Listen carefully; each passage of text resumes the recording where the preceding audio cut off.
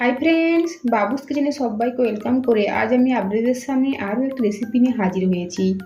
আজকের রেসিপি হলো নলেন গুড়ের পায়েস, একদম ক্ষীরের স্বাদে নলেন গুড়ের পায়েস।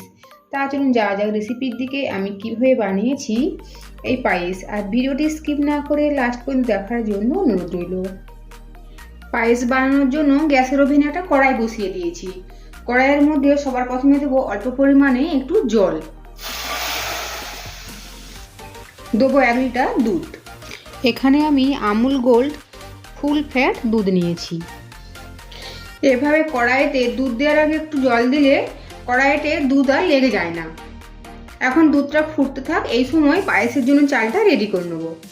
নলেন গুড়ের পায়েস বানানোর জন্য দুধ নিয়েছি 1 লিটার আর গোবিন্দভোগ চাল নিয়েছি 50 গ্রাম। এখন চাল ভালো করে ধুয়ে নেবো। এখন এই ধুয়ে নিয়ে চালের মধ্যে 1 চামচ ঘি মিশিয়ে নেবো। এখানে নলেন গুড়ের পাটালি নিয়েছি 250 গ্রাম। 50 গ্রাম চালের জন্য যেমন 1 লিটার দুধের প্রয়োজন, ঠিক তেমনই মিষ্টির জন্য গুড়, বাতাসা, চিনি বা মিশ্রি যাই হোক না কেন তা 200 থেকে 250 গ্রাম হতে হবে। নলেন গুড়ের পাটালি একটা প্লেটের মধ্যে নিয়ে নিয়েছি। গুড়টা একটা ছুরি দিয়ে কেটে নেব।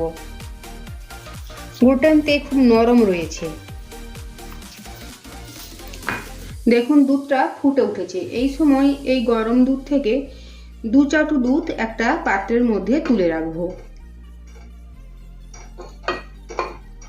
যে দুধটা আমি তুলে রেখেছি ওই দুধের মধ্যে এখন দেবো গুঁড়ো দুধ।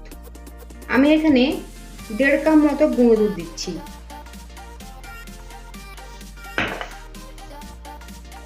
দুধ ভালো করে হালকা গরম দুধের সাথে মিশিয়ে নেব।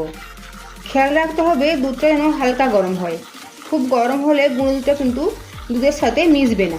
এখন ভালো করে মিশিয়ে নিতে হবে। যেহেতু আমি ক্ষীরের স্বাদে নলেন গুড়ের পায়েস বানাচ্ছি তাই এখানে আমুল দুধটা দিয়েছি।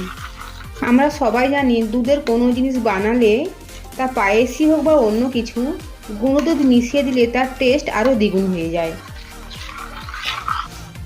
গুঁড়ো দুধ ভালো করে দুধের সাথে মিশিয়ে নিয়েছি। দুধ অনেকখানি ঘন হয়ে গিয়েছে।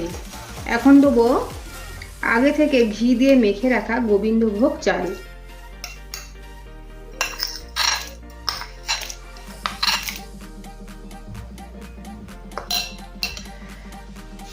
সাথে দেবো গুঁড়ো দুধ গুলে রাখা দুধ। সবকিছু একবার নেড়েচেড়ে মিশিয়ে নেব। গ্যাসের ফ্লেম এই সময় লো টু মিডিয়ামে রয়েছে।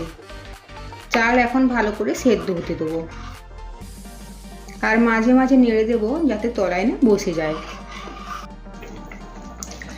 দেখুন চাল সেদ্ধ হয়ে গিয়েছে, সাথে পায়েসটা ঘন হয়ে একদম ক্ষীরের মতো হয়ে গিয়েছে। এখন গ্যাসের ফ্লেম একদম কমিয়ে রেখে দেবো নলেন গুড়ের পাটালি।